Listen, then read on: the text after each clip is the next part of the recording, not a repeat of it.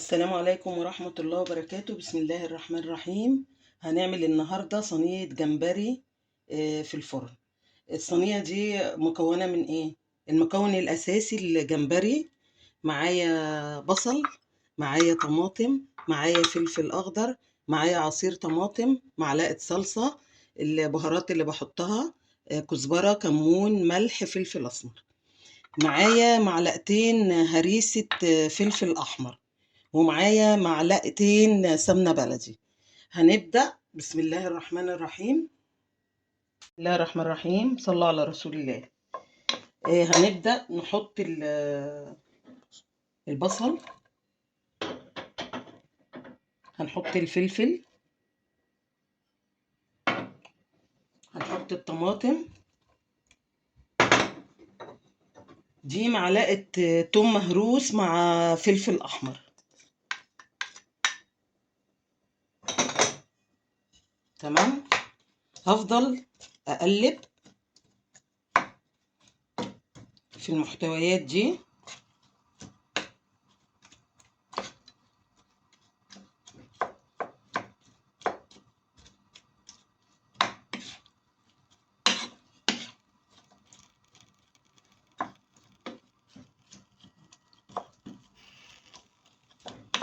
صلوا على رسول الله، اللهم صل وسلم وبارك عليك يا حبيبي يا رسول الله. هفضل اقلب فيها لحد ما تدبل بس معايا شويه. حطيت البصله اهي مع الفلفل مع الطماطم، دبلت اهي. هبدا احط معلقه صلصه ومعاها معلقه سكر علشان الحموضه. تمام. وهفضل احور فيها، اقلب فيها عشان الماده الحافظه تطلع منها. تمام.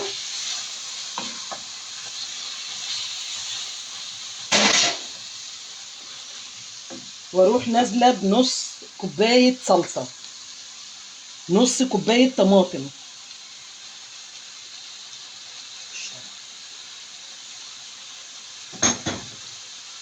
اقلب اقلب. ابدا احط بقى التوابل اللي انا بحطها. ادي كزبره، فلفل اسمر، ملح، كمون.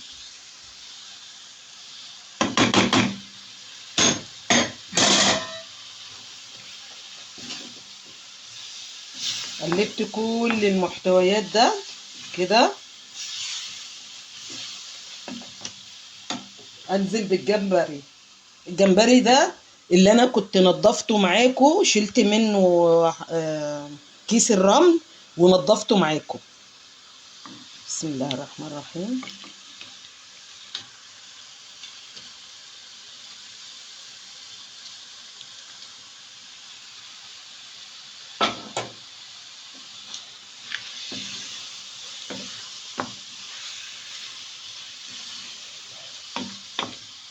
خلاص كده قلبنا الجمبري كام تقليبه. هو ما بياخدش سوا عامه، يعني الجمبري ما بياخدش سوا. تمام.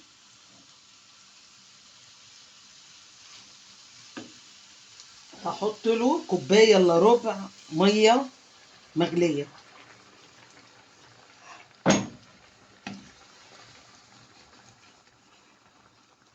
تمام. احلى صينيه جمبري هتاكلوها في العالم.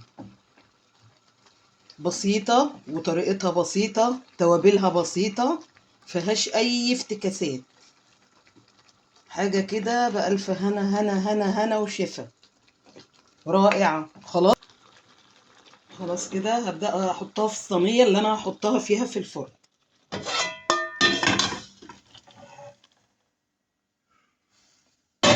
بس كده اهي. وهشغل الفرن واحطها في الفرن حوالي ربع ساعة واطلعها بألف هنا وشفا. بصوا يا جماعة، طاجن الجمبري اللي في الفرن لازمه شوية رز ابيض جنبه.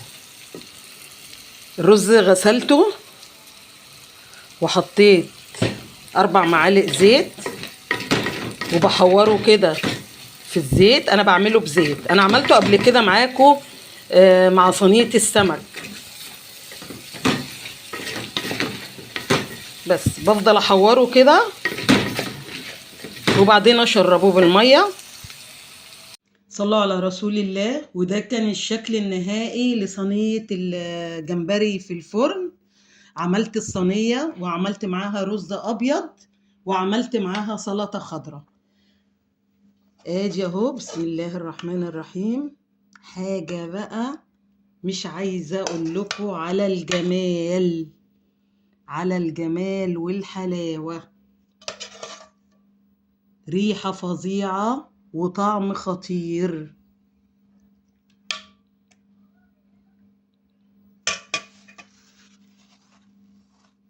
ودي هتتاكل بألف ألف هنا وشفا.